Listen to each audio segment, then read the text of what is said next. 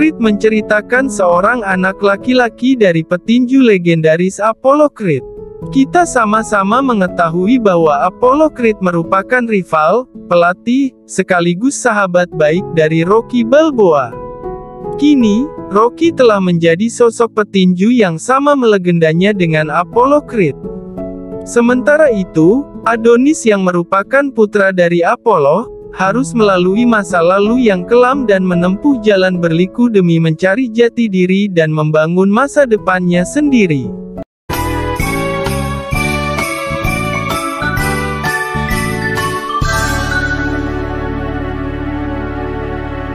Dalam sebuah lembaga pemasyarakatan, dua orang anak lelaki sedang berkelahi. Salah satu di antaranya memiliki postur tubuh yang jauh lebih kecil dari lawannya. Namun, ia memiliki nyali dan kekuatan seperti seekor singa. Dengan satu gerakan, ia berhasil membalikkan posisi dan menghajar lawannya habis-habisan.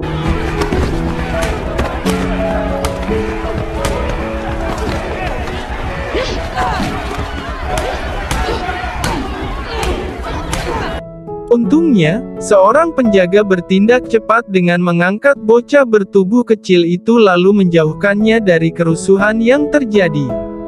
Jika tidak, nasib lawannya yang bertubuh besar mungkin akan lebih buruk dari sekadar babak belur. Adegan berpindah kepada seorang wanita yang mendatangi lapas tersebut. Wanita itu adalah Mary Ann, janda dari mendiang Apollo Creed. Ia hendak mengunjungi seseorang yang ternyata adalah si bocah bertubuh kecil yang tadi terlibat dalam perkelahian. Kemudian, Mary mengatakan sebuah fakta bahwa anak itu adalah putra dari Apollo Creed yang merupakan suaminya. Ia pun menawarkan diri untuk mengasuh si anak yang bernama Adonis itu. Maka, Adonis kecil pun menerimanya. Belasan tahun kemudian, Adonis telah tumbuh menjadi seorang pemuda. Ia bekerja di sebuah perusahaan dan baru saja mendapatkan promosi. Akan tetapi, ia malah mengundurkan diri karena merasa pekerjaan itu tidak sesuai dengan keinginannya. Lalu, ia mendatangi sebuah sasana milik keluarga ayahnya. Orang yang mengelola sasana itu adalah Tony Duke Jr. yang merupakan putra dari pelatih Apollo. Adonis mengatakan ingin menjadi petinju, tetapi Duke Junior dengan tegas menolaknya. Alasannya, Duke Junior tidak ingin Adonis bernasib seperti sang ayah. Namun, Adonis bersikeras untuk menjadi petinju. Ia bahkan menantang petinju di sasana tersebut dengan mobil Mustang-nya sebagai taruhan. Seorang petinju bernama Kevin Greer menerima tantangannya, tetapi Adonis mampu mengalahkannya hanya dalam satu ronde.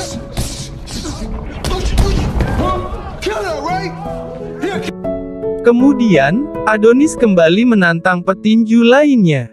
Kali ini, Danny Wheeler yang merupakan petinju terbaik di sasana tersebut menerima tantangannya. Danny yang memiliki rekor tak terkalahkan pun menunjukkan kelasnya kepada Adonis. Ia menjatuhkan Adonis dengan mudah.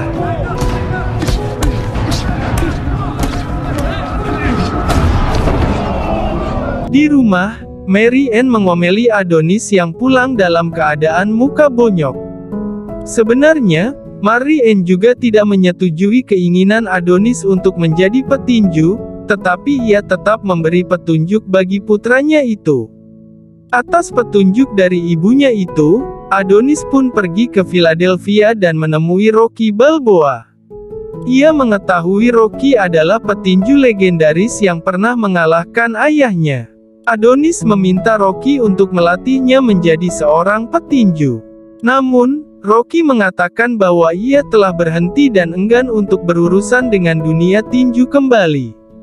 Adonis yang merasa Rocky tidak memberinya kepastian pun mendatangi sebuah sasana untuk mendaftar dan memulai latihan tinju. Pengelola sasana itu bernama Pete yang juga merupakan teman Rocky. Pete pun menerima Adonis. Di sisi lain, Adonis juga berkenalan dan mulai menyukai seorang wanita bernama Bianca. Bianca adalah penyanyi dan penulis lagu yang tengah meniti kariernya di dunia musik. Suatu ketika, Rocky mendatangi sasana milik Pete dan menemui Adonis. Setelah mempertimbangkan baik-baik, Rocky pun menerima Adonis sebagai muridnya. Selain Rocky, tidak ada yang mengetahui identitas asli Adonis. Dalam sasana Pete pun Adonis mendaftarkan diri dengan nama Donnie tanpa menyertakan nama belakang ayahnya. Maka, Adonis pun memulai rutinitasnya dengan berlatih bersama Rocky. Selain itu, ia juga memiliki hubungan yang semakin dekat dengan Bianca. Dalam satu kesempatan, Pete menawarkan agar Donnie alias Adonis melawan Leo Sporino, yang merupakan anak didiknya, dalam sebuah pertandingan resmi.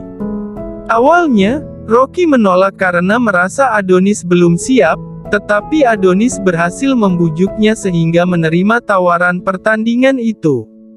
Rocky membawa Adonis ke sasana Front Street dan memperkenalkannya kepada orang-orang yang akan menjadi timnya. Di tempat itu pula, Rocky mulai melatih Adonis untuk mempersiapkannya melawan Leo Sporino. Menjelang pertandingan, Pete mendatangi Rocky untuk mengklarifikasi identitas Donnie sebagai putra dari Apollo Creed. Rocky tidak bisa membantahnya, tetapi Rocky meminta Pete untuk merahasiakan hal itu dari siapapun untuk saat ini. Ia ingin Adonis membangun reputasinya sebagai dirinya sendiri tanpa bayang-bayang kebesaran ayahnya. Adonis pun bertanding melawan Leo. Saat itu, ia memakai nama Adonis Johnson. Awalnya, Adonis yang sempat merasa gugup karena belum berpengalaman harus kewalahan di ronde pertama. Namun, berkat instruksi dan motivasi dari Rocky, Adonis berhasil menjatuhkan Leo dan mengalahkannya pada ronde kedua.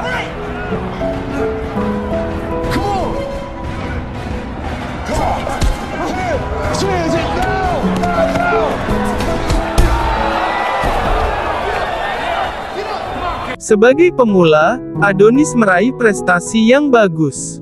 Kabar kemenangan Adonis mulai menyebar dalam dunia tinju. Sayangnya, ada yang menyebarkan informasi mengenai identitasnya sebagai putra dari Apollo Creed. Hal itu menarik perhatian seseorang bernama Tommy. Tommy merupakan manajer dari petinju bernama Ricky Conlan. Adonis pernah menyaksikan berita bahwa Ricky akan melawan Danny Wheeler, tetapi batal karena Ricky telah membuat kericuhan saat konferensi pers. Tommy pun mendatangi Rocky dan Adonis untuk menawarkan pertandingan melawan Ricky Conlan. Ia meminta Adonis untuk menggunakan identitasnya sebagai putra Apollo Creed. Meskipun awalnya merasa keberatan, Adonis pun menerima syarat itu. Sebenarnya, Rocky merasa terlalu dini bagi Adonis untuk menghadapi Conlan, tetapi lagi-lagi putra sahabatnya itu berhasil membujuknya dan menerima tawaran pertandingan itu. Di tengah-tengah pelatihan, kondisi Rocky memburuk secara tiba-tiba. Ia mendapat diagnosis menderita penyakit kanker.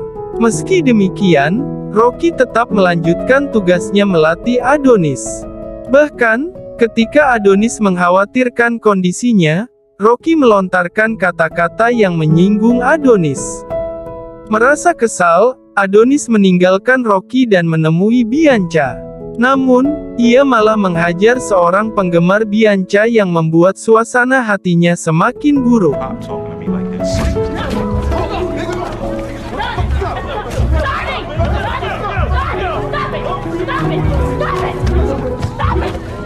Akibatnya, Adonis harus mendekam dalam sel tahanan selama sehari semalam. Rocky mendatangi Adonis dan meminta maaf karena telah menyinggungnya. Ia hanya menginginkan Adonis fokus mempersiapkan pertandingan besar pertamanya. Mereka berdua pun berbaikan dan melanjutkan kembali proses pelatihan itu bersama-sama. Sesekali, Adonis bahkan harus berlatih di rumah sakit ketika Rocky menjalani perawatan. Dalam jumpa pers, Conlan memprovokasi Adonis dengan latar belakangnya sebagai putra Creed. Hal itu memancing emosi Adonis, tetapi Rocky berhasil menenangkannya. Pertandingan antara Adonis dan Ricky pun berlangsung. Ricky Conlan membuat Adonis kewalahan di ronde pertama dan melukai pelipisnya. Namun, Adonis membalas dan memberi luka yang sama kepada Ricky di ronde kedua.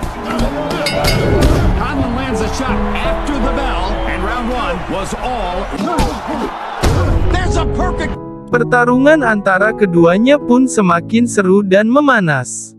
Adonis sempat mengungguli lawannya dengan teknik dan strategi dari Rocky sang pelatih. Akan tetapi, Ricky Conlan yang tangguh berhasil menghantam Adonis hingga terjatuh dan pingsan menjelang ronde terakhir.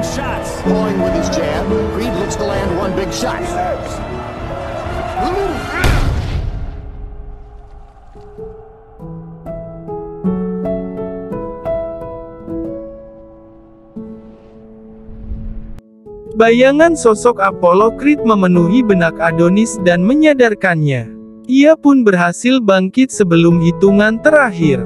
Seorang tenaga medis memeriksa penglihatan Adonis yang mengalami cedera pada salah satu matanya. Melihat keteguhan putra Apollo itu, Rocky pun dengan cerdik melakukan sebuah trik sehingga tenaga medis tersebut mengizinkan Adonis untuk melanjutkan pertandingan. Conlan yang tengah melakukan selebrasi karena mengira dirinya sudah menang pun harus bertanding kembali. Pada ronde terakhir, Adonis menjadi sosok yang mengerikan bagi Conlan. Ia seakan memiliki kekuatan baru dan mulai mendesak Conlan. Ia menghujani Conlan dengan pukulan-pukulannya dan membuat lawannya itu kewalahan. Akhirnya, Adonis yang telah mengetahui kelemahan Conlan mendapat kesempatan dan meluncurkan sebuah pukulan keras yang membuat Conlan terjatuh.